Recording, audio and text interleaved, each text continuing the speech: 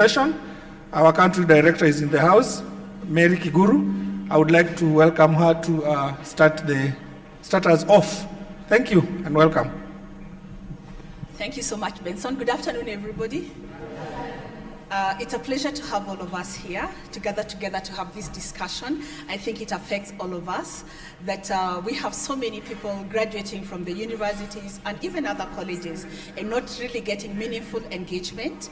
One of the things we have learned, I know that we have Fuzu here and Elewa that have been taking up some of these particular graduates, is that we have a lot of people qualifying to get out into the job market, but the employers, and they let us know today, are saying that they don't have the qualifications. So probably the question we'll be discussing today is it that there are no jobs, or is it that we don't have qualified graduates? Yeah, why are they not integrating in the job market? The Inter-University Council of East Africa did a study, and one of the things they found out is that in East Africa, at least more than 50% of graduates do not get jobs, not because they are not jobs, but they do not fit into the jobs that are existing. They are not qualified for the jobs. That's what they said.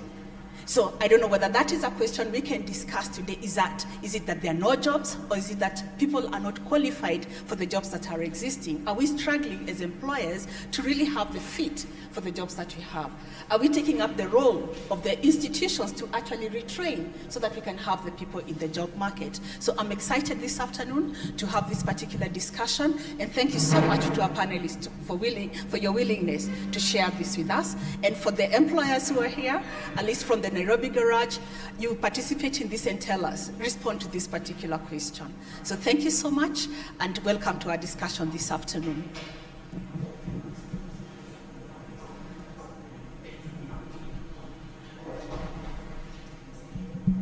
I will now hand over the session to our moderators who will guide us on the way forward.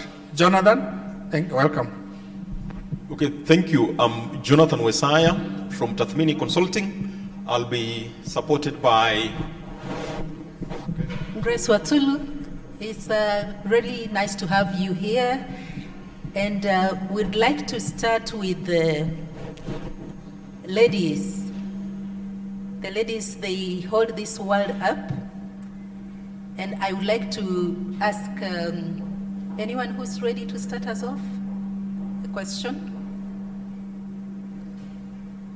or a way forward from the employers. Please go ahead. Hi everyone. My name is Consolata. I am part of the Fuzu team. Who here has heard of Fuzu before? Awesome, amazing. So for those who haven't heard of Fuzu, Fuzu is an online career growth platform. So what we do is we support job seekers, which is basically everyone here. We support job seekers in finding the right opportunities. So most of people confuse us for being recruiters, but that's not our main focus. What we do is we guide job seekers in understanding what employers require of them and then connect them to the opportunities so that they can be able to grow their careers. So I'm here to be able to answer questions that you might have concerning Fuzu and any other kind of employment questions. I hope I'll be able to answer them to the best of my ability. Yes. Thank you.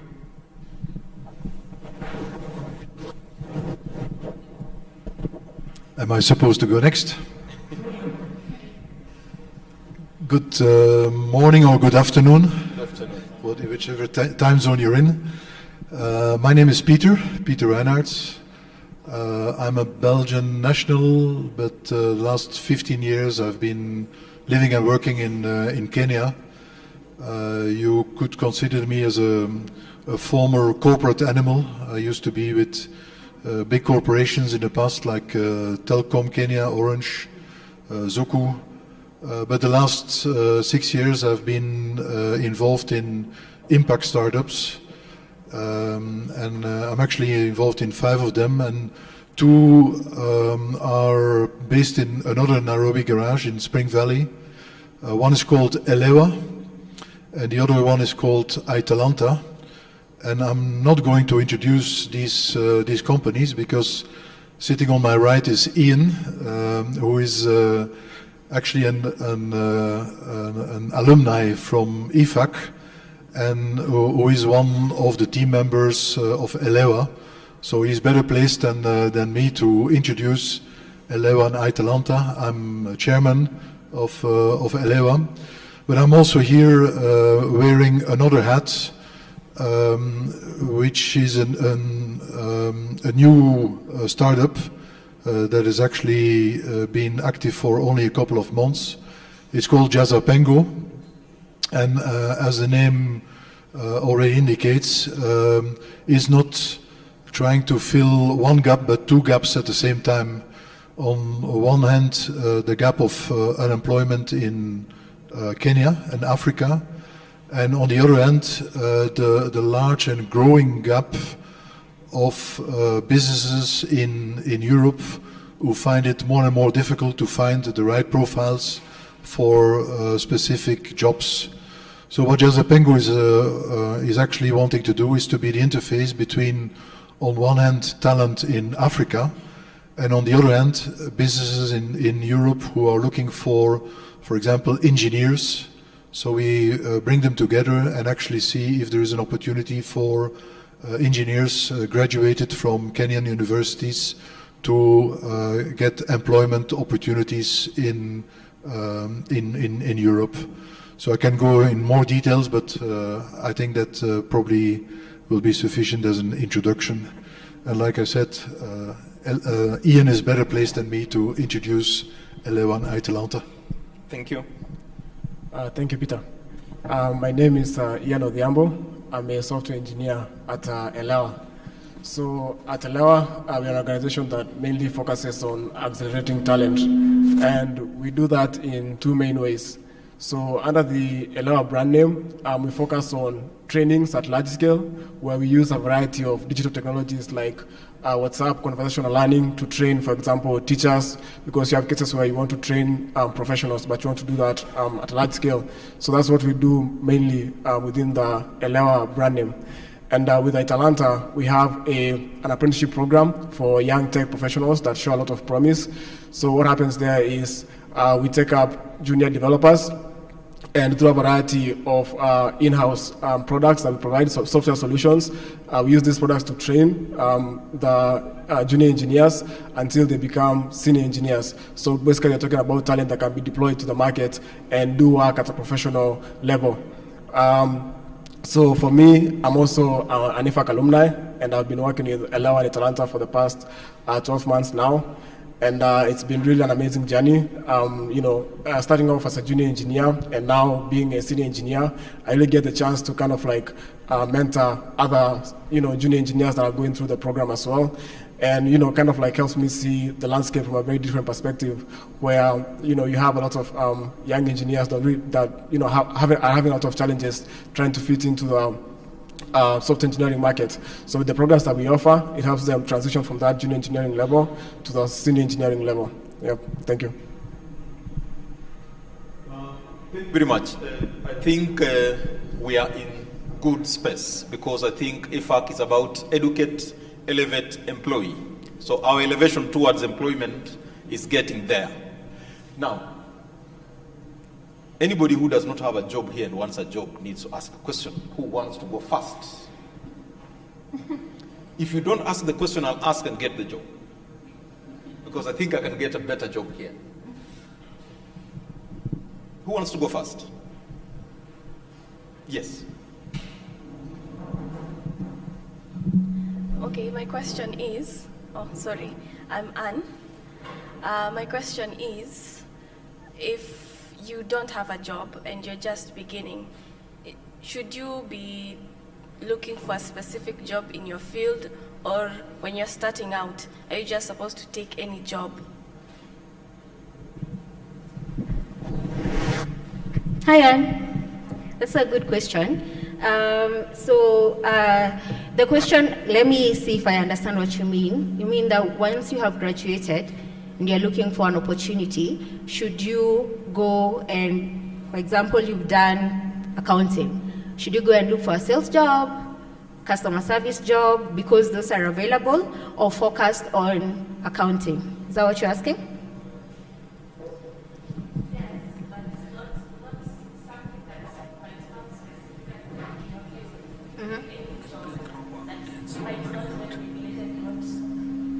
A job that might not be related with what you focused on in your studies.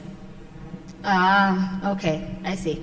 So I'll answer it broadly, and then maybe somebody else can add to it. So what I know from my experience is that once you have started in a specific field, it becomes very difficult for you to move away from that field once you've progressed. So for example, if I did accounting in uni and then I'm looking for an opportunity and then I start with maybe customer service, it's going to be very hard because I'll probably do customer service for a year or two, so my experience will be in customer service. So when I'm looking for an opportunity, it might be very hard for me to actually get an accounting job unless I start again from entry level. So what I would advise is, the mistake that most of us do when we finish uni is that we want to get a good paying job, which most times it really doesn't happen. So what you can do is start with an internship. Yeah, start with an internship. Internships can take maybe 3 to 6 months or more, and then you can maybe what is it called? Once you have started your internship, you can be allowed to continue in that company as a permanent employee and then gain your experience in your field of interest. But starting in a different field, knowing very well that that's not your field of interest, might work against you later on. So start with an internship in your field of interest, then progress. Does that answer your question? All right.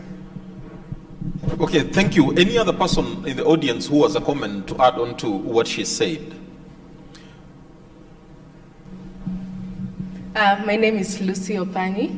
I am the Mentor Relations Liaison at EFAC. So I would also like to add on the essence of volunteering. You might start also in a different field, but still volunteer in a field that you studied for or in your career field. So for example, as an accountant, maybe you can look for, let's say, a children's home where you can help them in their bookkeeping, maybe during the weekends, and that way it still appears in your resume. So whenever you're looking for an accounting job, you can use that also as experience. Yeah. Thank you. Any other? Very interesting. Yes. Maybe I would like to confirm what is being said. So as you heard during my introduction, I've been an employer for a long time in my professional career, employed a lot of people in Europe and here in Kenya. To answer the question asked earlier by your country director, whether the problem of employment is whether there's not enough jobs or whether candidates don't have the right qualification, in my opinion, it's a combination of both. There are not enough jobs in Africa at this moment. But on the other hand, it's also a reality that when you graduate from school or university, and in IT is a good example, when Ian knocked on our door with his diploma in IT, he is not really ready for the IT labor market. You need to be in an environment where you can learn, where you be coached, where you can upskill your level. And of course, not all of the employment seekers are in a position like Ian to be integrated in such a program. So in your case, when you're looking for employment, I would definitely encourage take any opportunity that when you later are in a job interview with an employer that is for a job that is matching your skills, you can show your commitment and your engagement. And the example that was given by the EFAC team member, even in working in charity for no salary, will show a very strong commitment to a future employer So my advice would be take any opportunity where you can gain experience, because your qualifications are one thing, but your commitment and your social skills are another important thing where any future employer will be looking at. Any addition from the members of the audience?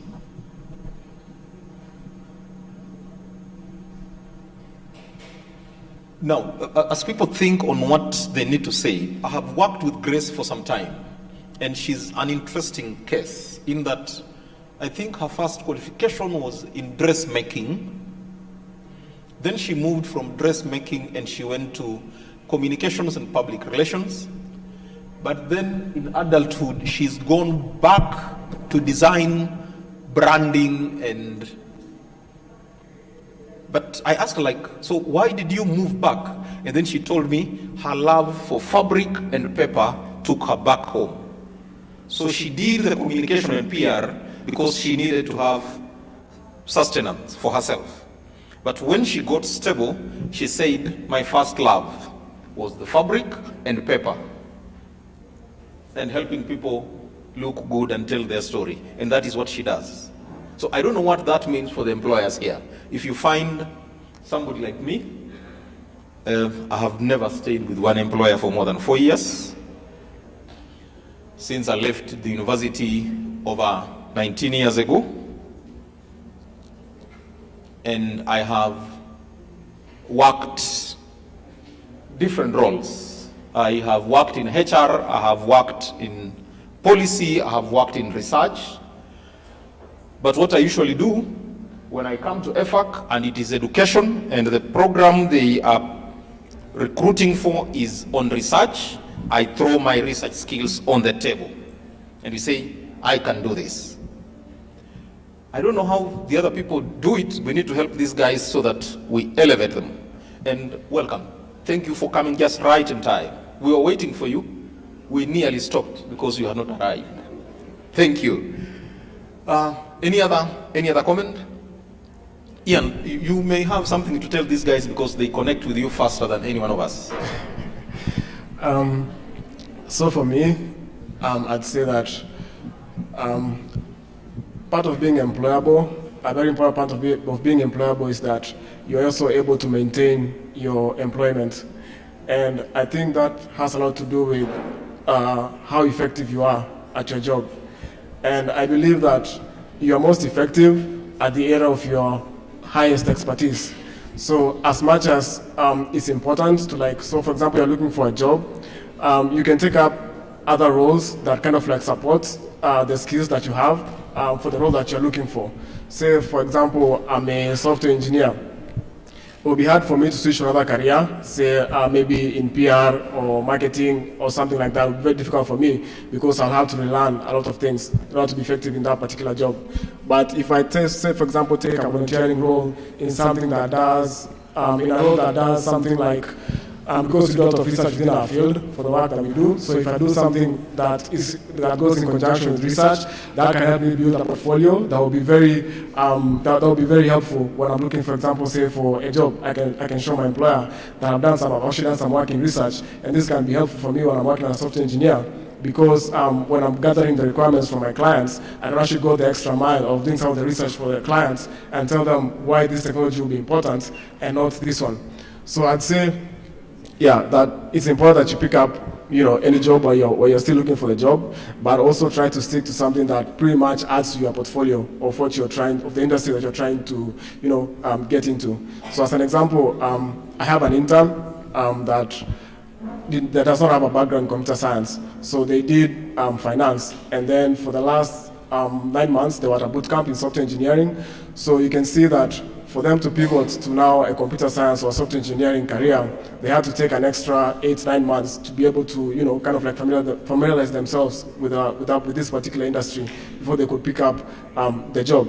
So in that case, I feel like you can still be effective, but pretty much try to stick to something that, adds to your portfolio of what you're trying to search, the role you're trying to get into eventually.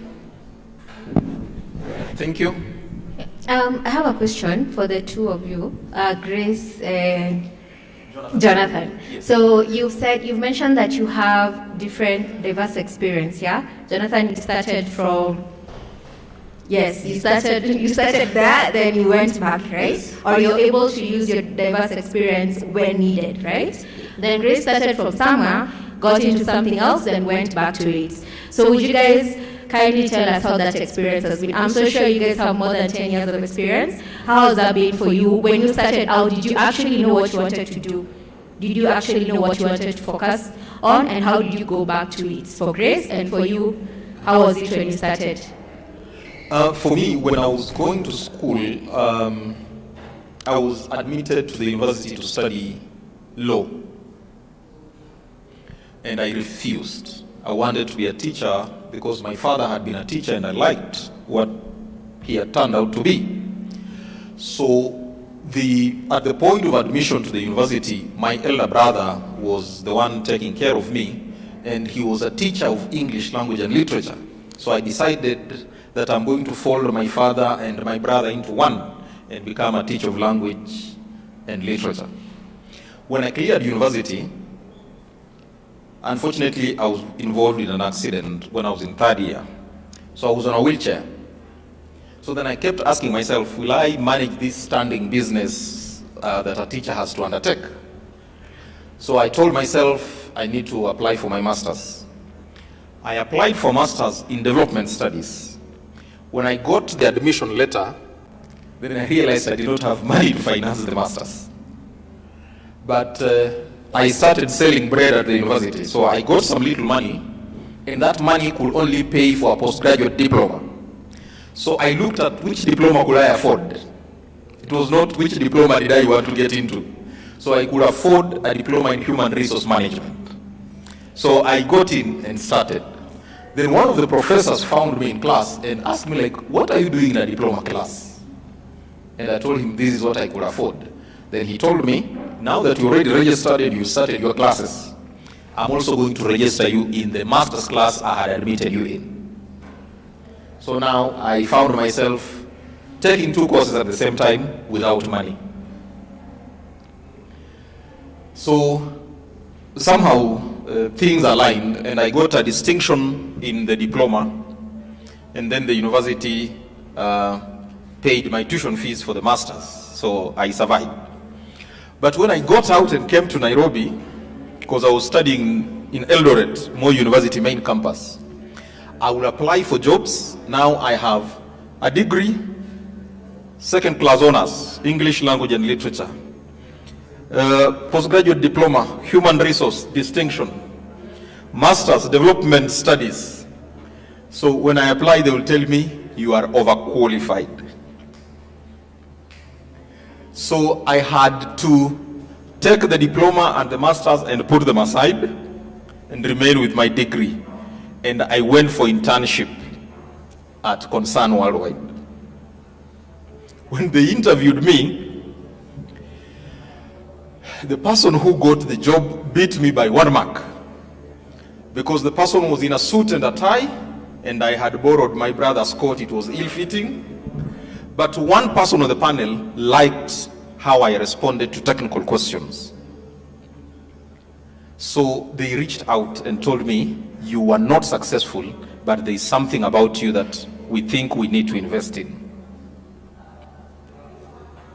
So I went in deputizing the intern who had been picked because I did not have a suit. But then while there, I was writing. And some of the things I wrote, I would seek permission from the country director, and they started appearing in the newspapers. So an opportunity arose for a deputy manager in charge of partnerships, and that is how I started supervising the guy who had beaten me in the interview. So in that journey, it is what skill are you putting ahead, at what time, and can the employer see that there is value? So for me, I play with my skills on value. If you want a writer, I'll drop everything else and show you that I'm a writer because I can give you stuff that I have written that will impress you as an employer, so that I'm adding value. And when the right opportunity comes, I get into my briefcase and pull out another qualification and say, what about this? Can we talk about it? Maybe Grace has something to add. I have had a long journey going to school and working. And maybe what I can say is that for the young people, you need to embrace the place you are and keep your eye on where you want to go. And that way you can be able to grow, but being motivated is not enough. You need to be determined. And I always say determination is much bigger than motivation. You can be motivated to go at something for a day or two, but determination will get you working towards your goal. And as long as you have a fixed goal to work towards, that's the way to go. Thank you. Thank you very much, Grace.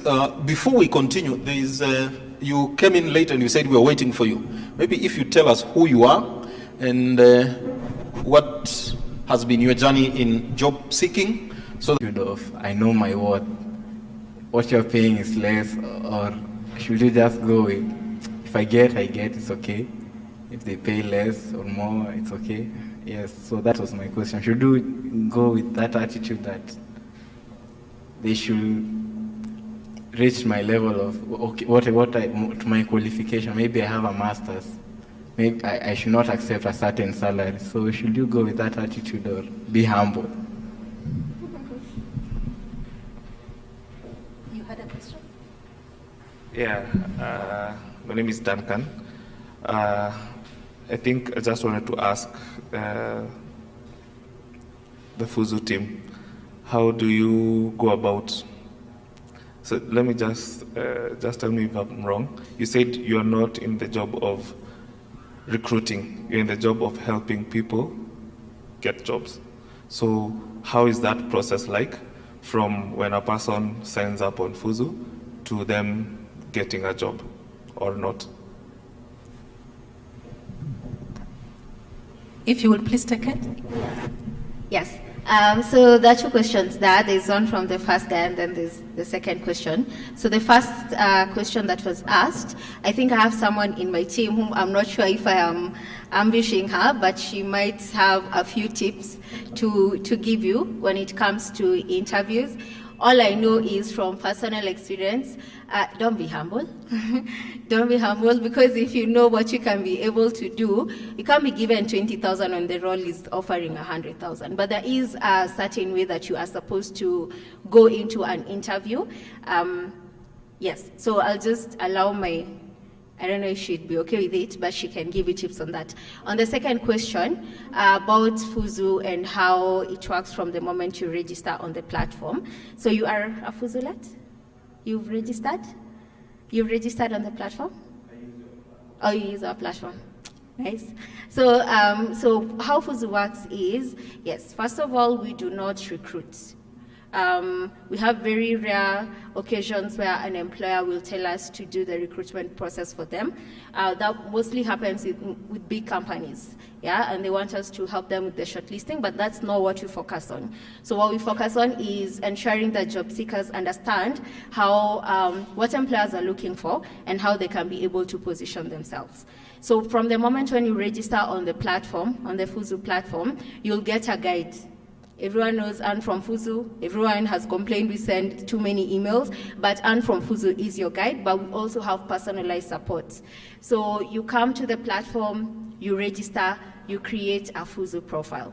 Now, this is something, I guess, that applies to all online platforms. That goes LinkedIn, Fuzu, Brighter Monday, any other online platform that you guys use to apply for jobs, the ATS system. Yeah, so ATS system means applicant tracking system, where mostly it's not anyone coming to check your CV and saying, you know, you are qualified, this one is not qualified.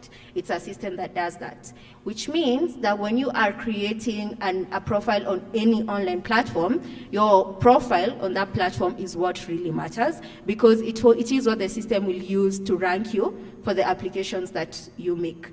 So same case goes for Fuzu.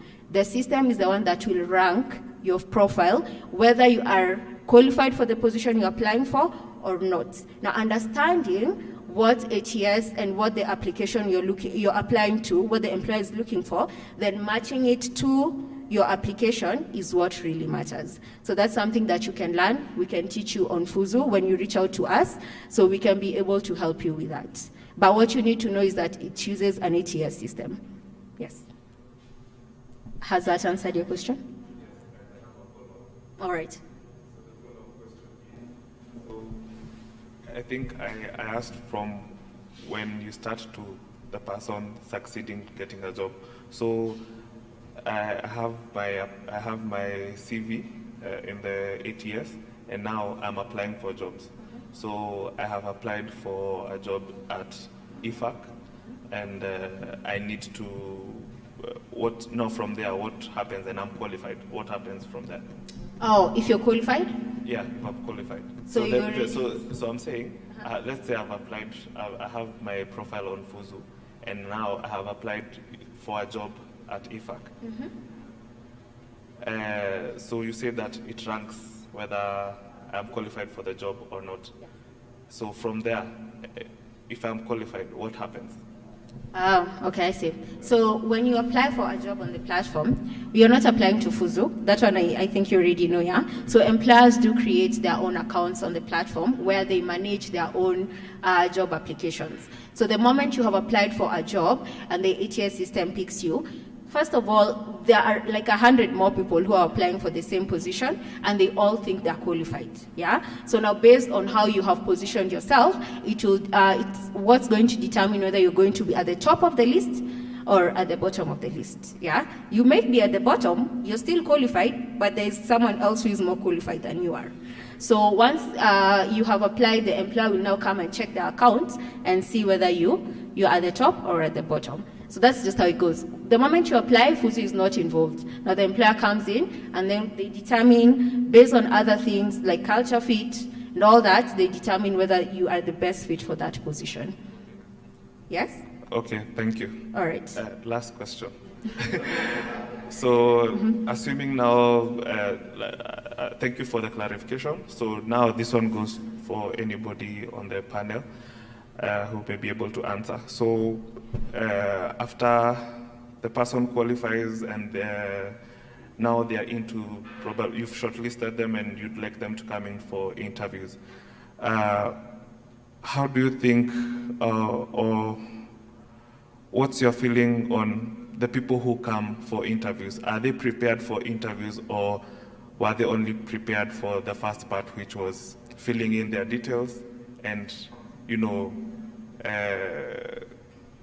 luckily being that they were the guys you were looking for as far as the first phase of interviews involved?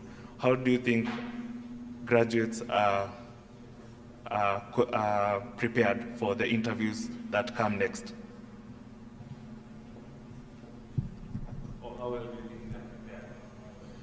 That goes to anybody on the panel, anybody who thinks... I think the employers also seated, that we have employers seated in the audience. We will start from there, then get this side. Maybe I can take this as I've done quite some job interviews in my professional career on the side of the employer, and also on when I started my career, I was on your side. So to answer the question earlier asked by the first gentleman, how should you go in, with which attitude should you go into an interview? Keep in mind that unfortunately for you, this is a buyer's market. It means that the buyer, in this case the employer, is in a stronger position than the seller, which is you, who is offering your services to the employer. Because the reality is that there is much more supply to on the job market than that there is demand. And whenever in a negotiation, the party that is strongest in negotiation has an advantage. That means that you definitely should not go in with an attitude of arrogance and saying, maybe you can have me if you give me the right salary. You will be quickly shown the door, but I'm sure you'll understand that. So what you really have to show in an interview, and I've said it before, is commitment, is passion, is an understanding of the company you want to work for. For example, I'm always surprised if at the end of an interview I'm asking if the applicant has any questions, and to me if an applicant is saying I have no questions, is already a strong indication like probably this person doesn't seem to be very interested. So it helps if you have a couple of questions on the company, on the job, on other things prepared, because it shows that you're really interested, that there is a passion to be employed by that company. And a second point is what Ian has mentioned earlier. We have, for example, in our team at Elewa, one of the colleagues of Ian is an IT software engineer who has a degree of marketing communication. And she started doing software coding on her own because she just was interested. Then later it becomes a passion. So it means that you will not necessarily end up with a job that is matching your initial degree.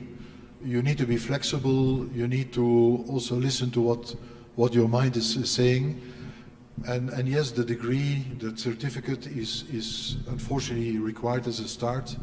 But I've seen a lot of people evolving in a completely different direction. And the moderator, sorry I forgot your name, but is a good example of this. He has a truckload of different skills which he can pull out of his pocket, depending on what is required. So you really need to be flexible. And the last thing is also you need to know, you have to think in the long term. Surely someone like Ian could probably earn more than what we are paying at Elewa, and we are already paying above market average. But there are the likes of Microsoft and Google who are now really hunting very aggressively on the Kenyan market, which is a good thing, because it means that a market as Kenya is being recognized internationally as an IT market with a lot of talent. But you need to ask yourself the question: do I go for a higher salary, or do I stay with a company like Elewa, where I'm part of a tech team that is developing solutions for customers in Europe, and where during the 2 years that I'm an apprentice, I can learn much more than I could ever learn with a giant like Google or Microsoft. So it means you're investing in your future, and you can still do that step later to one of the big tech companies. But you need to know very clearly what is your goal and what is your long-term achievement. Where do you see yourself in a couple of years from now? That's always something that you need to keep in mind. And as a giveaway, whenever I'm doing a job interview, it's always one of my standard questions, which come more at the end of an interview, like, where do you see yourself in 5 years from now, 10 years from now? Because an employer wants to know what your ambitions are and where you want to see yourself in a couple of years from now. It's very important to them. even if it means that if the answer is I want to be CEO of my own company, that's fine. Even if it means that you probably lose that resource in, let's say, 5 years from now, but at least you know that you're dealing with a committed resource that has very clear goals in life, and it says a lot about yourself as a candidate and how you will fit into the corporate culture of that company or not. So I hope it helps with preparing your next job interview, but that's definitely something that you will have to show to a potential employer. Thank you, thank you. Your colleague, where is she? She needed to help you answer a question. Good afternoon. My name is Masimwangi. I think she referred to the first question, the gentleman who was asking about interviews. So the first thing would be, of course, when you have applied for the job and you have been called for the interview, of course, do your research, get to know the employer, get to know the products, the services, the partners. So do a lot of research, and when it comes to salary, we do have employers who will disclose the salary, but if not, you can research on platforms such as Glassdoor, just get to know like the industry salaries and estimates as well. So go there knowing your employer, go there knowing exactly what they're offering. The second thing is, of course, be confident. Self-worth is not pegged on your position or the schools you've been in. It is about you, right? So you are worthy simply because you're a human being. So that is something that you need to always be assured of. So now you have done your research, you have your self-worth intact, it is the day of the interview. So of course, for every question, ensure that you answer confidently, right? So know that you are qualified, and that is the reason why you're there. The reason why you're called for that interview is because the employer saw something that they need. So be very confident. And as it was mentioned, always ask a question. It is a red flag if after the interview you do not have something to ask. And it's not just about asking a question, ask a good question. Ask something about their industry. Ask about the kind of work they're doing. Always ask a good question. It's very important. So now we are at the point where you've been asked the kind of salary that you want to be paid. After you have done your research, have your number, have your range, but be very assured and be very confident about it. And of course, ensure that it is something that you can negotiate, you can deliberate about it, and you are able to justify. If you're asking for that amount, are you able to justify why you've asked for that particular amount? So now this again, it is pegged on your self-worth, it is pegged on your qualifications, and whether you are assured as a person. When all is said and done, it is not about being humble, as my colleague mentioned. It is about knowing exactly that you have value to offer, and with time, you will find the right employer. You'll find the right employer who will pay you exactly what you deserve. But you need to build the skill. You need to know exactly what you're bringing to the table. Thank you. Thank you very much. We have the outgoing CS for Education. When he appeared before the Parliamentary Select Committee being interviewed for the vetting before the formal appointment by the President, he said, "I did not apply for the job. The President appointed me. They asked me, who's your referee? The President."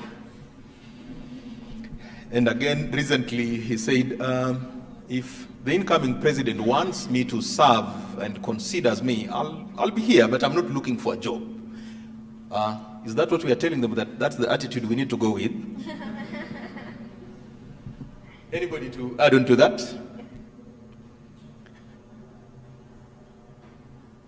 Anybody who wants to say something? Should we have Professor Magoha's attitude? So I'm David, and my question is,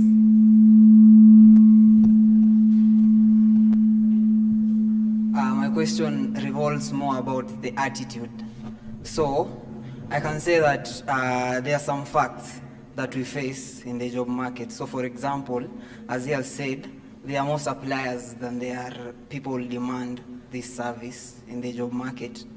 So you'll find that there are many people who are vying for few positions, yeah, so to speak. So that is a fact. But how I see it as an applicant or as someone who is looking for employment, you know, that's the most important thing, because it will determine my attitude towards maybe when I apply or when I'm called for an interview and I go. So my question is, how can you constantly and sustainably manufacture positive beliefs from these very negative facts? So I know maybe that a company I'm applying for, only 2% of the applicants will be called for an interview. Okay, so that in itself is a fact.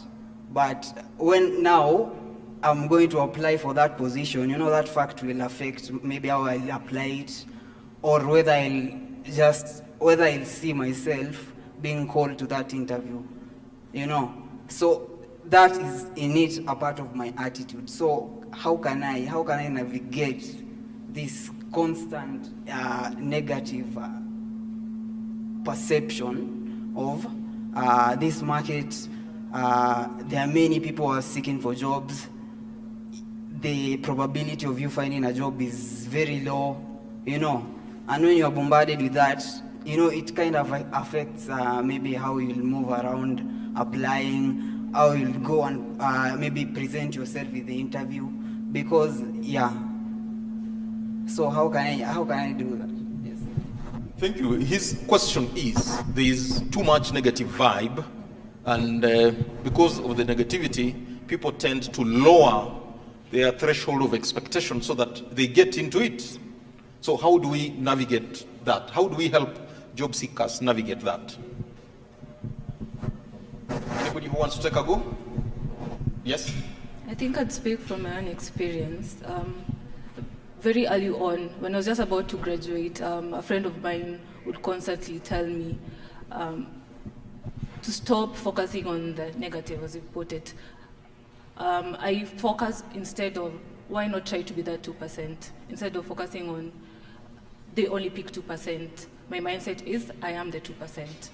So instead, focus on, what do I need to do? Is it upskilling?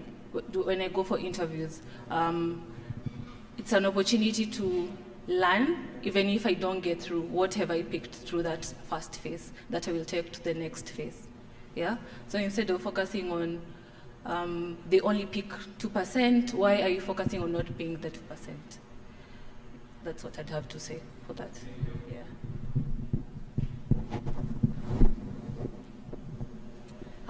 My question is to the employers. I'd like to know whether employers really go through applicant cover letters, and if yes, what are some of the key things that you look for when reading an applicant's cover letter? Thank you. Do we read the cover letters? Or the shredder does it for us? My name is Liz Gekera, and to answer that to you, Nicole, for the few people I have worked with and I've hired, the cover letter makes me read your CV, or rather proceed to the next step. And for the cover letter, let it be very basic. Your introduction, more about yourself and what you're bringing to the table. That on its own is going to be captivating. Don't even make it so long. It can even be up like 2, 3, a maximum of 4 paragraphs, and then we pick it up from there. She does not have a shredder in her office. At least there's hope, there's hope, there's hope. So any other person? Well, my name is Charity, and I have a question to the employers. So you realize that there are these candidates they get to apply for a position, and they don't have the skills and the experience. They don't have past experience for the opportunity. But then you realize that most of the employers are like, we don't want this person who's coming to learn on the job. We want someone who has past experience, because we don't want to waste a lot of time, trying to cheat someone. But then this person is teachable. So why is it that most employers turn down someone who is teachable and they want to learn on the job? Let me make that question a little complex, because employers are complex people. Why do you want people who are ready to do your job and you are not willing to invest in the people to be ready to do your job? Hello, employer. Well, maybe let's start by making it clear that there is no such thing as the employer. There are thousands, millions of employers, and all have different requirements, are in different sectors.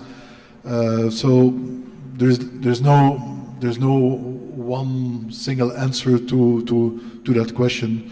But to come back on the question on the cover letter, yes, it's definitely a way to in a market, like I said before, where the employer is in a stronger negotiation position than you as an applicant.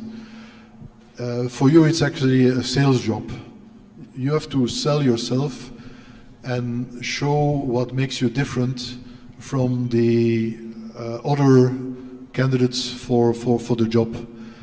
And that's not necessarily the diploma or the certificate, because you all have probably a similar certificate, and it's not because you graduated magna cum laude that you are better suited for the job, because that's when an employer is going to start looking for your social skills, how you sell yourself, how you behave in an interview, and really, like what I said before, what makes you different.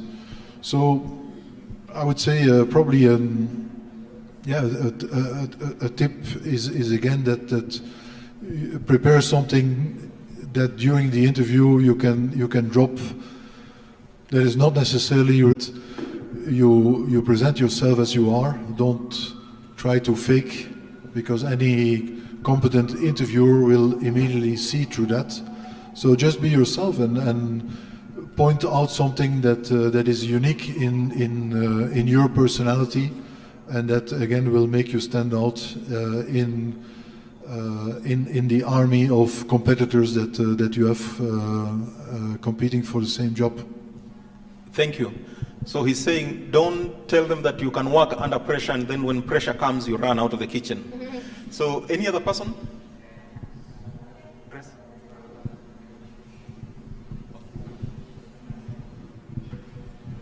My name is Wycliffe. I have a question on behalf of us job seekers. So there are so many people applying for a position that you want. So many that are probably more qualified than you are. So my question is this: how do you make sure that you always above the bar? Is it about the skills? Is it about the papers? Is it about the value? How do you make sure that when applying for a job, you'll be qualified? Or how do you qualify yourself? Thank you.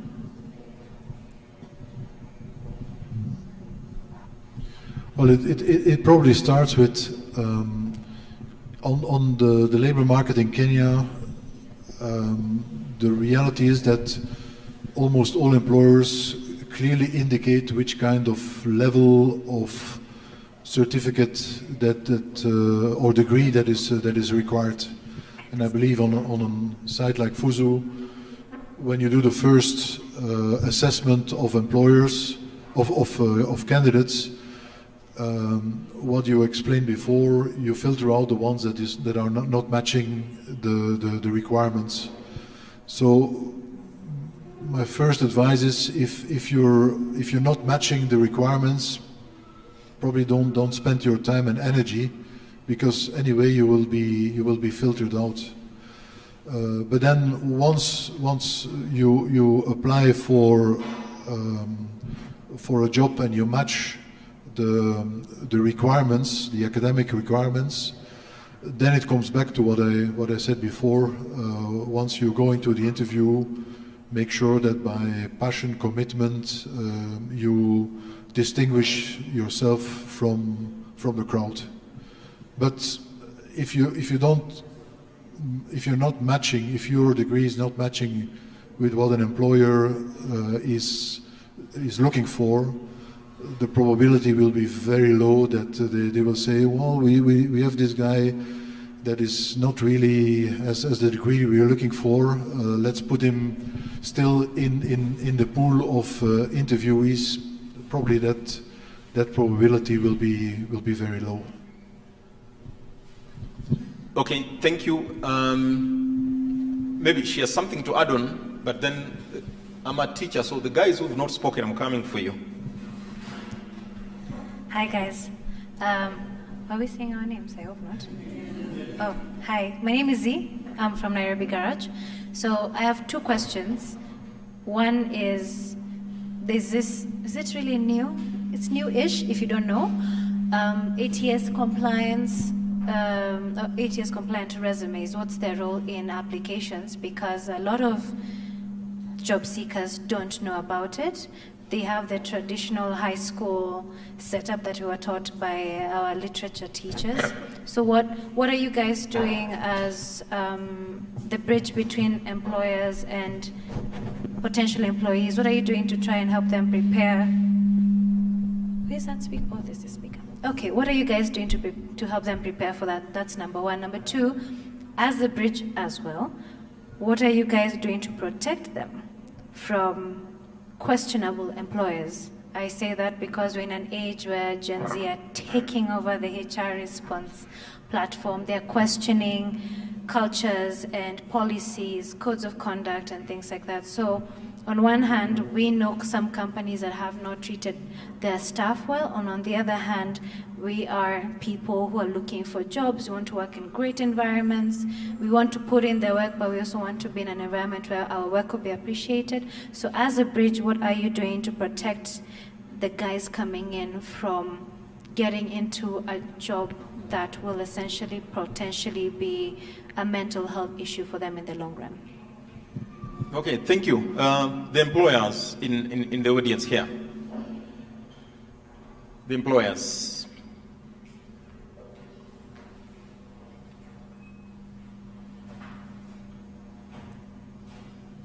Now, I don't want us to observe a moment of silence. Why is it difficult for these guys to get internship in your offices? Why is it that when they come, they have studied education and this signpost reads education for all children? I come in for seeking internship. And you tell me flatly, no. Where do you want me to go? Why is it difficult for employers to provide internship opportunities? Anybody? Yeah, I can answer. I actually wanted to answer the questions that she asked. Not really answer, but just expound, maybe shed some light. So you asked about ATS system and what we are doing to educate job seekers. And then your second question was, what are we doing to protect job seekers from toxic employers? Okay, so I think anyone, I don't know, you can correct me if I'm wrong, but I think when it comes to applications and you working in any organization, it's a very personal initiative to know whether you're going into a toxic environment. And that's why Mercy mentioned that, do your research. Before you go to that interview, you're qualified for the job, do your research. Know what the organization's culture is about and know if it's something that you would like to be a part of. Because sometimes you'll go to an interview and on the last step, you're like, no way, there is no way I am working in this organization. The money is good. But then when you think about your own personal well-being in the organization, it's just not matching up to it. So what I can answer for both questions, I'm so sure there's more explanations to it, but from our personal perspective, personal initiative. So like I have a question for you guys, all of us here. How many of us have CVs? We all, CVs, curriculum, resumes. Yes, resumes, yeah? So when you're applying for a job, so you'll find that when you're applying for a job, most of us have only one CV. Mtu ako na one CV from 2019 to 2022, and that is the CV that they've been using to apply for all the jobs that they feel they are qualified for. Yeah, all you do is update the experience. Now that's a challenge. That's something that's really going to get you frustrated with your job search because trends change. Yeah, the ATS itself will need you to change your CV like all the times you're applying for a job because you need to customize your application based on the job qualifications. So what I can say is personal initiative, very important. Understand what the employers are looking for, understand what an ATS, applicant tracking system, what does it do? It's an electronic system. For those who don't know, it's an electronic system that helps employers makes it easier for employers to be able to go through resumes and then find the right people to fit their organizations. So just understand what it is and then, personal initiative. Thank you. So I think she's talking about packaging. For the guy who asked about if application letters are read, the question is, do you also as an applicant read the job advert? Or you just look at vacancy, teacher, and you apply? So you must read the advert and use the advert to do your application. There are particular words that the employer will be looking out for, and if they scan through your application, if I'm doing it 30 seconds, I decide if I need to read that application or the shredder will work. So I need to look at it and see particular things and say, okay, let me spend time reading this one. And then once you do the application, then you go to your CV and make sure your CV talks to the job you are applying. Any other addition? We need to help these guys get jobs. Unemployment is here with us. Grace? About packaging, I want to ask the job seekers if they have any thoughts, how you package yourself when you're approaching an employer. You are a sovereign person, as it were. You have your own culture, you are your own person. You are applying for a job where they need you to package yourself in a particular way, which maybe doesn't agree with you. What do you think? How do you marry yourself in the new culture of the employer?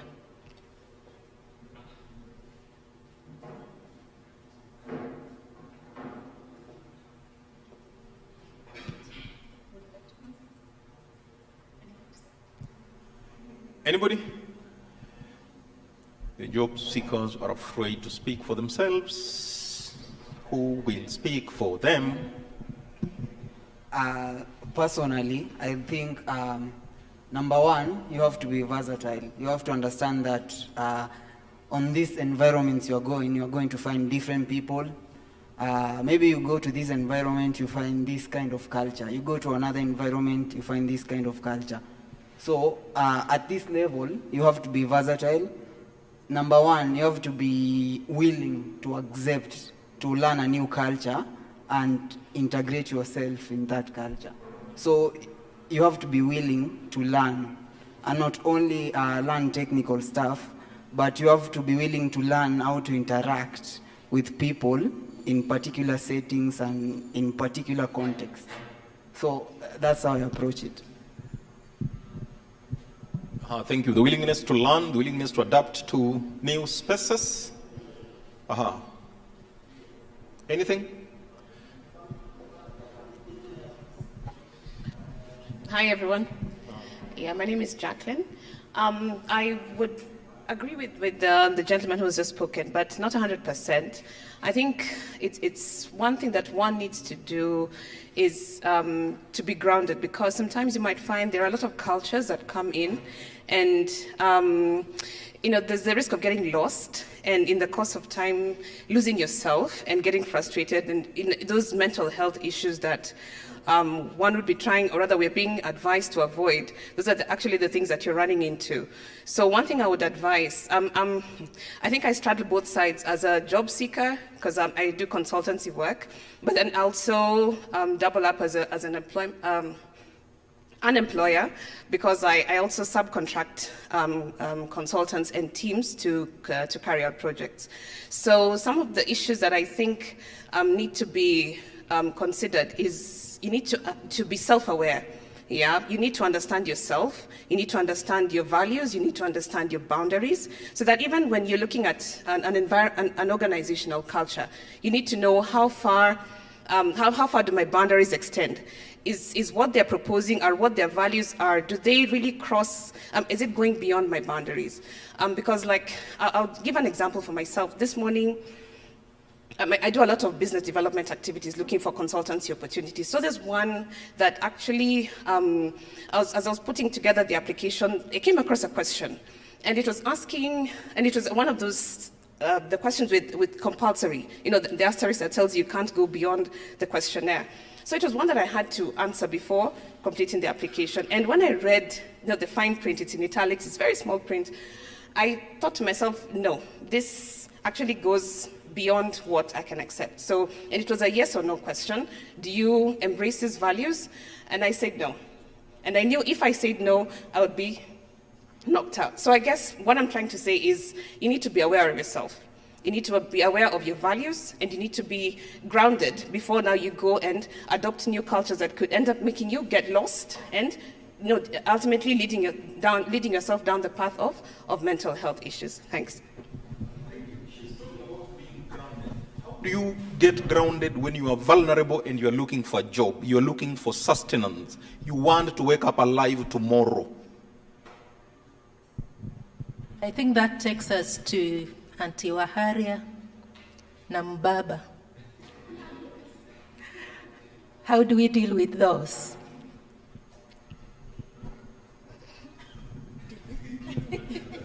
Tell us about Auntie Waharia. How do you deal with her? Actually, I think that one is really based on the value system that you have, so that you're not bought.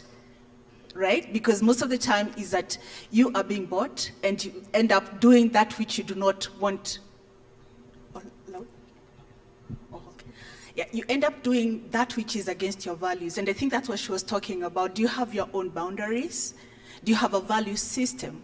And are you able to say no, even when you are desperate, that you can actually walk away from a situation?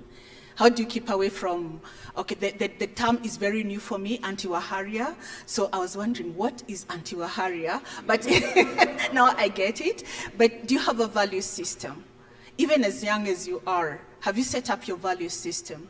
Do you have boundaries? Are you aware of things that make you annoyed, make you happy, get excited?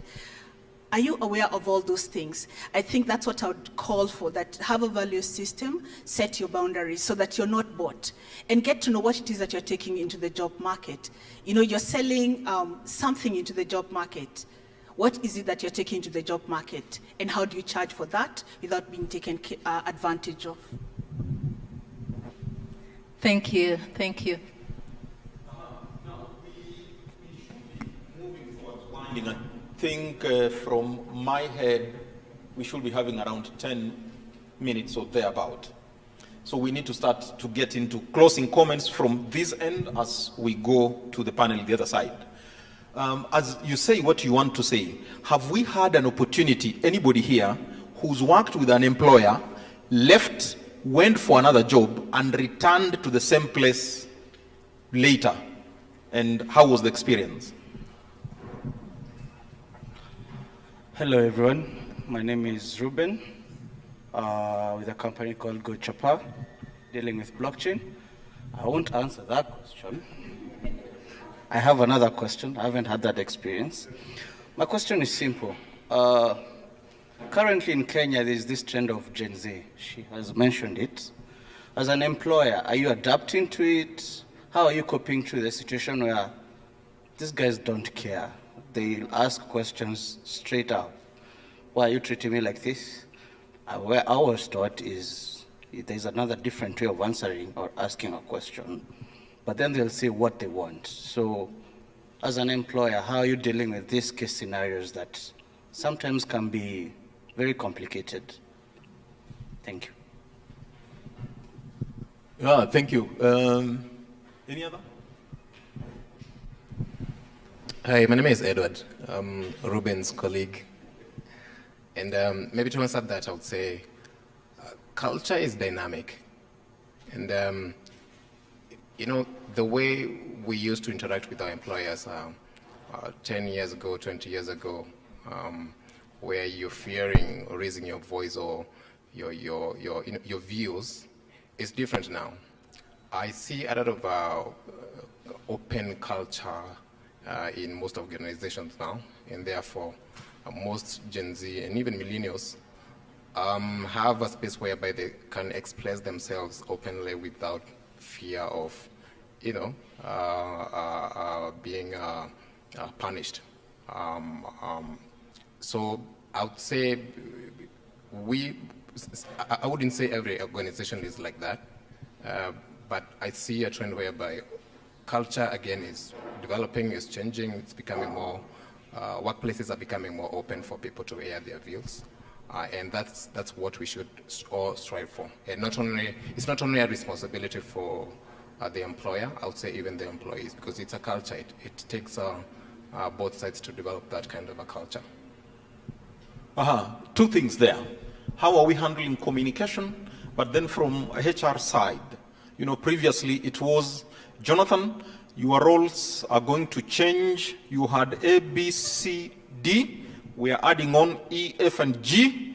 Your terms and conditions shall remain the same. If you accept, sign and return. But now, this generation, if you tell them sign, they ask you, why do you want me to sign? How are we dealing with that? Anybody? So I'd like to add on to what you have said. So the fact is, yeah, organizations do have different cultures. That is very much true. So don't ever look for an answer of how do organizations or employers deal with a certain topic in employment, because every employer will deal with it differently. So what you can do is, from a personal perspective, always remember that. But what I can advise job seekers, from a job seeker and an employer point of view, is when you are looking for a job and you have been shortlisted and you have been told you're qualified for this position and we want to give you this position, don't be so excited that you forget that the money is not the only thing you're going to get from that job. So first of all, before you even go into that organization, do your research, find out people. Even if you have to talk to people who've left the company, you can find that on LinkedIn. Even if you have to talk to them to find out why they left, find out, because you might be given the money that you want even more, get into an organization that is so toxic for your mental health, and within 2 months you're jobless again, because you just couldn't handle it. So don't be so excited when I know there's the desperation and frustration of looking for an employment, especially when you don't have any, but even if you do get the job, do your research, understand what you're getting yourself into. And then if you can be able to handle it, sign the paper. But if you can't be able to handle it, you are qualified for that job, you will still be qualified for another. So don't be in a hurry to just get into a job to get the money. Do your research. Any other from the audience before another panelist there speaks?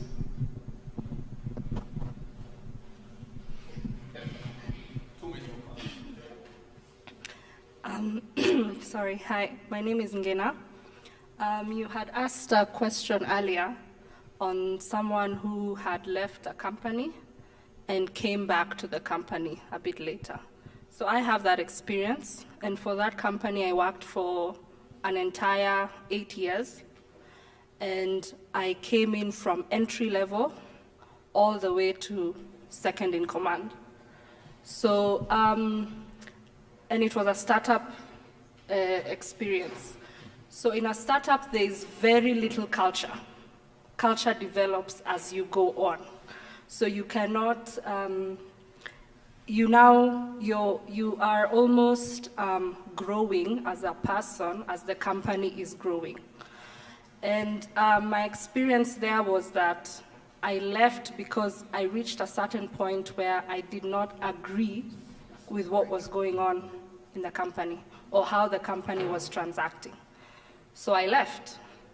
And I stayed out of work for 2 years. And it's because there's a fine line. I think people are finding it, job seekers are finding it difficult to balance. I need a job with what does this job take from me? And you also need to have that balance of, yes, I am desperate, I need to work, maybe because I need to provide for myself, but you also need to have that balance of, at the end of the day, can I wake up in the morning and be glad to go to work every single day and be glad to work for my employer or doing what I do? So currently now I've left and I'm in a new job.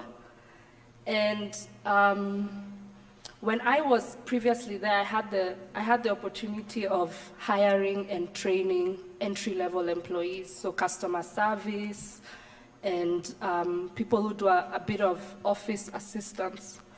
So I was able to also know that many people come to apply for entry-level positions and they think, you know, it's just entry-level, it's just 25K, it's just 30K, it's just 40K, but they're not prepared. And I personally took up people, I hired people who actually did not even qualify because they came with an attitude. And that attitude enabled me to hire them and to see something in them. So people came with diplomas, certificates, and they've done, I don't know, work where. I told them, no, you're not the one. Because they came with an attitude problem, you know? Yeah. Thank you. For her, she hires attitude. I think he had talked about the passion and the commitment that you show. Then somebody would put money onto it if you have value you are adding. Any other comment from this side? Hi everyone, I want to ask, so does that mean education is overrated or something? I was fearing that thing was going to get here. People say Bill Gates did not finish school, so why should we graduate? Anybody with any comment here before we go? Because we need to be winding. People need to go back to their desks. Anything? Any Bill Gates in the room? I actually have, I don't know who asked the question, but, sorry. So education does matter. In my experience, I would have been much further than I am today if I actually took a lot of time to study, and a lot of time to study what the job market entails today. A lot of people are studying things that are outdated. And I studied something that was outdated. And I'm actually not doing, I have never ever in 12 years of being employed done what I studied to do. If I focus more on studying things that, you know, would be useful in 10 years, in 20 years, then I think I'd be so much more ahead. So now all I have is experience, and many companies don't just hire experience. There's so many job roles that I have experience for, but because I don't have a master's degree, I don't have a project management degree or something like that, I cannot do it. I will never be called for that interview. So you need to find a balance between experience and school. Okay. Thank you. Who puts dates to these trainings and these courses? We admit these guys when they are minors, and then we become adults and tell them they studied things that are outdated.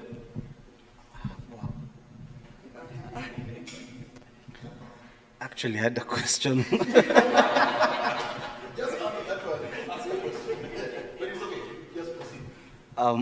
My question is, you did mention about going to an interview and being told you're overqualified. As a developer, I'm versed in different languages. I'm pretty sure there's Python, Java, and all that. So when you go to a startup and they tell you, you actually have everything you need, but we cannot afford you. And you're in this situation whereby the next day you're being kicked out of the house, so you're telling him, that is okay, I can still work here. How do you navigate through that situation? Because I've been told you're overqualified, but I'm willing to put in the work for that qualified part of it. The overqualified we can negotiate later. That is the spirit. We need to get working. Okay, anybody? So Yeah. we come back here. Yeah. So I'm going to answer this, then Mercy is going to add to it. Or not. First, let me ask you a question back to you. When you say you've been called to the interview, right? And then once you've had the discussion, and then at the end is when they tell you they can't afford you? Yeah, something of the same. That I have too many skills for applying this job. Okay. So what I believe is, or how it works is, by the time you're being called for an interview, or by the time you're sent an email, being told to come for a call or be called for an interview somewhere, you're already qualified for the position. They saw your qualifications and they knew you could do this job, right? So when you go to the interview, unless you've given them a salary range that they had not planned for, or that they feel they can be able to, shake you a bit, that's when they will tell you that, yeah? So what I have learned is, when you go into an interview, that explanation of you're not or you're overqualified only comes once you have said that you want this amount of money. But we see the problem is when we go into an interview, we give a particular, very specific salary range. Most of us who are not quite educated on how to go about that question. So you go and you say, I want 250K. And maybe their budget was 200K. So when you say you want 250K and you know your worth and you're saying it confidently, so they want to budge you, that's the first thing they're going to tell you, to see if you're going to move to their level. So what I can advise anyone, when you're going into an interview, you're already qualified. They are probably thinking of picking you. Now the odds are against you and 3 other people. When they ask you that question about your salary, give a very wide salary range. Don't be very specific to 250K. No, are you okay between 200 and 300K? Give them that. Now let them play in between that. But if you give them a very specific amount of money, then that's where your problems begin. So just give them a very wide range. Okay, Yes. yeah, we need to be winding up. So 30 seconds, any of the panelists, if there's anything to say, then we come back to her if she has something to add. Yeah, there's one more thing that I would like to add from the perspective of employers. In my career, I've often had candidates that where you see a CV that where the first reaction as an employer is, this is a job hopper. And for those of you who are not familiar with the term, job hopper is typically someone who changes every, let's say 18 months of an employer. And you end up with a very long list, a very long CV with a lot of companies, but it immediately evokes a feeling on the side of the employer, if I employ this person, there is a very high likelihood that in a year, 2 years maximum from now, he or she will be gone, and that there is very little loyalty. So when that's again something that refers to what I mentioned earlier, you have to plan your career and you have to look in the long term. And sometimes even when a job opportunity comes up where you might maybe earn another 10K per month more, ask yourself the question, is this really fitting into my long-term career goals, and will it not make me looking like what is called on the side of the employers as a job hopper? So it's something that you really have to ask yourself, will I go for this opportunity, or do I pursue where I am for the moment and build up my experience, which later I can then monetize with maybe another employer once I've stayed with this company for, let's say, 5 years.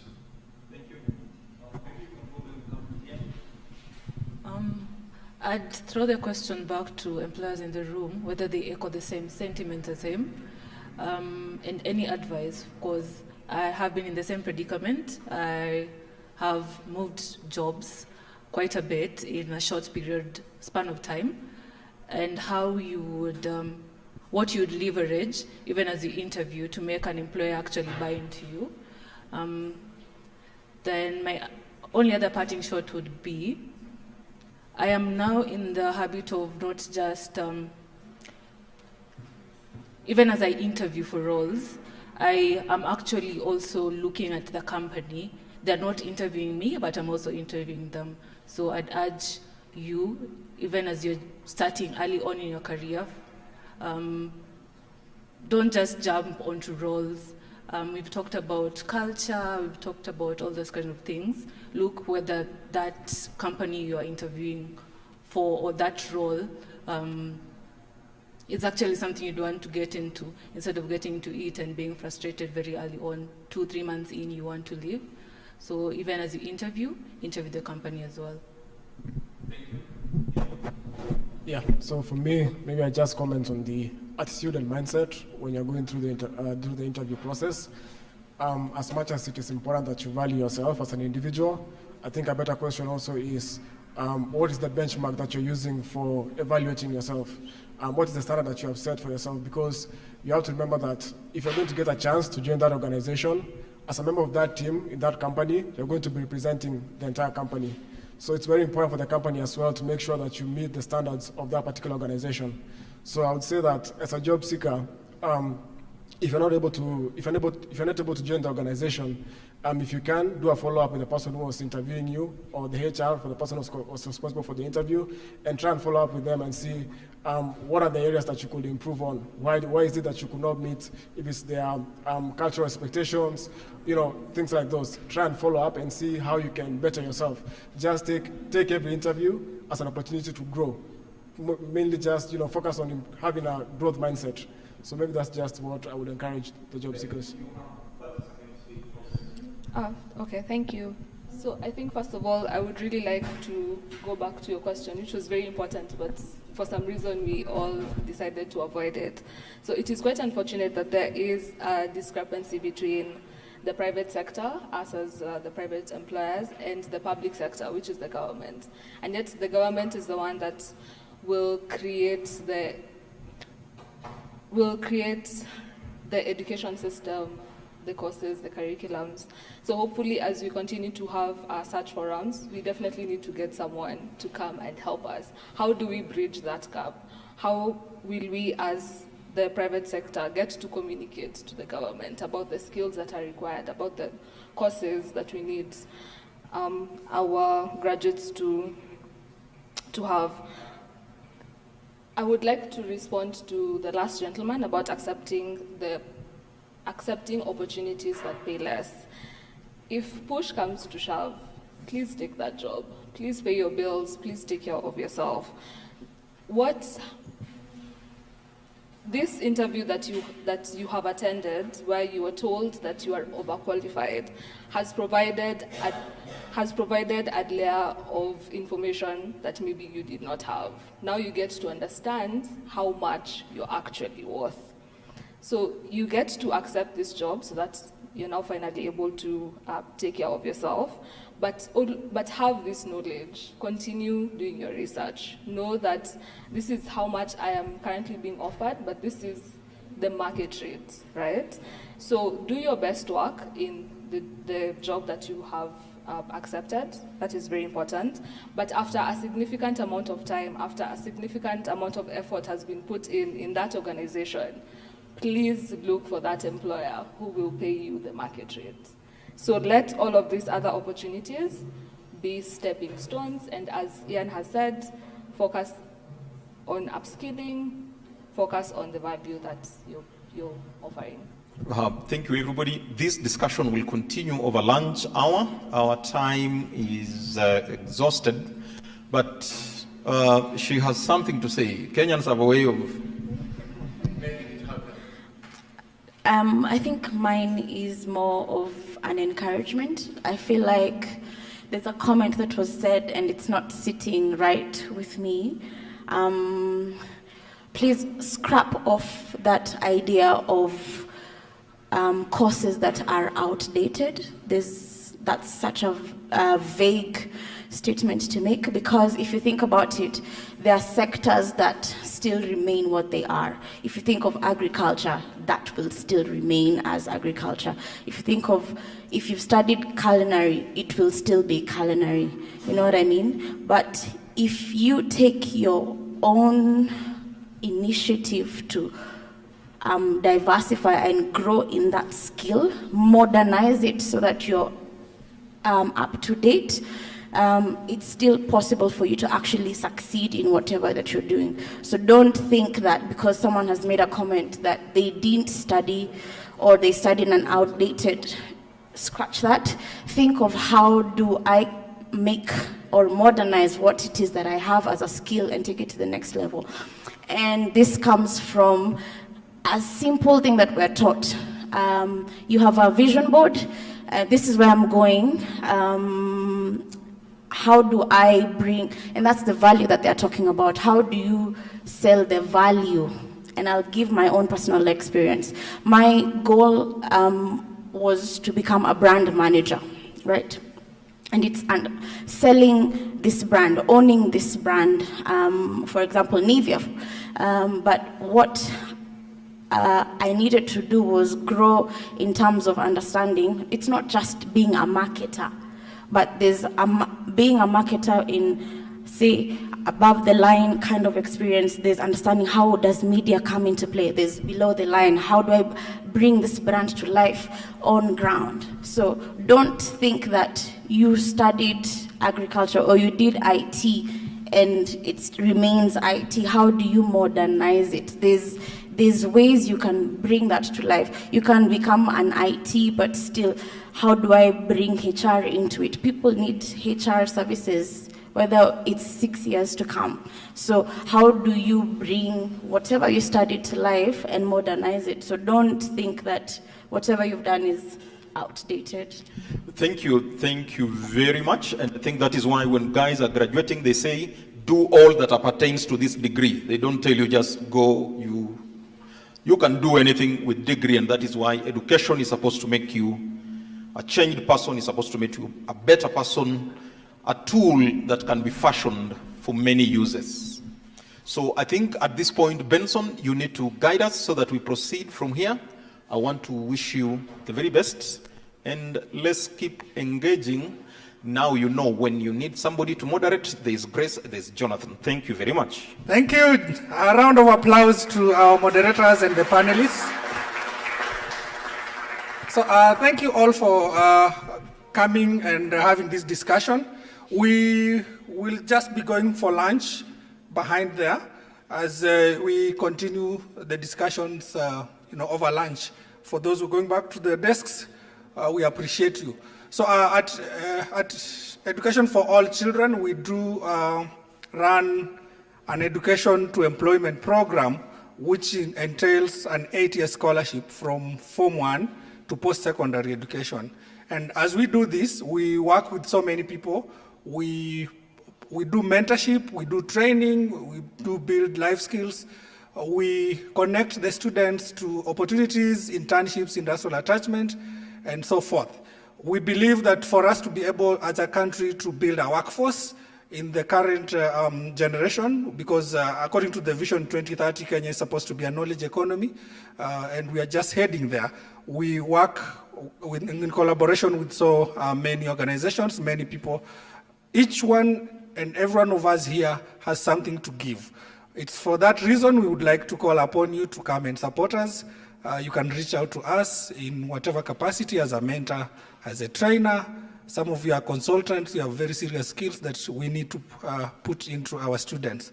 So we call this, we are issuing this call for action so that you can partner with us and let us work together. We are on 9th floor, unit 10, 18 and 19. So thank you so much. We will be seeing you around. I would like to call upon one of our board members, representative, to give a vote of thanks and officially close. Then we will converge all for lunch and have a nice weekend ahead. Thank you.